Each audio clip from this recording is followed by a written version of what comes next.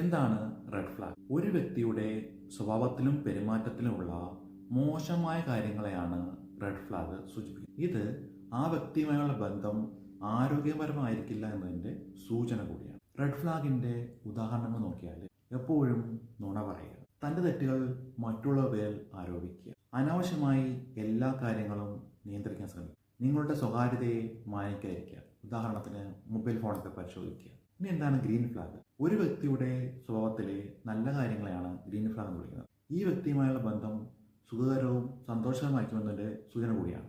ഇനി ഗ്രീൻ ഫ്ലാഗിൻ്റെ ഉദാഹരണങ്ങൾ നോക്കാം.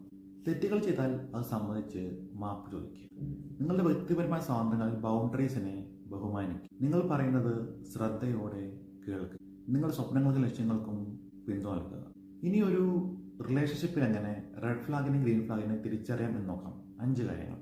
ഒന്നാമത്തത്, റെഡ് ഫ്ലാഗ് ഉള്ള ഒരാൾ നിങ്ങളുടെ കാര്യത്തിൽ നോ പറഞ്ഞാൽ പെട്ടെന്ന് ദേഷ്യം വരും. എന്നാൽ ഗ്രീൻ ഫ്ലാഗ് ഉള്ള ഒരാൾ നിങ്ങളുടെ ബൗണ്ടറീസിനെ റെസ്പെക്ട് ചെയ്യും. 2, റെഡ് ഫ്ലാഗ് ഉള്ള ഒരാൾ നിങ്ങളുടെ ഫ്രണ്ട്സിനെയും ഹോബീസിനെയും ഡ്രസ്സിങ്ങിനെ പോലും കൺട്രോൾ ചെയ്യാൻ ശ്രമിക്കും. എന്നാൽ ഗ്രീൻ ഫ്ലാഗ് ഉള്ള ഒരാൾ നിങ്ങൾക്ക് സ്പേസ് നൽകുകയും നിങ്ങളെ വിശ്വാസമായിരിക്കുകയും ചെയ്യും. 3, റെഡ് ഫ്ലാഗ് ഉള്ള ഒരാൾക്ക് എല്ലാത്തിനും കമ്പാരിസൺ ഉണ്ടാവും.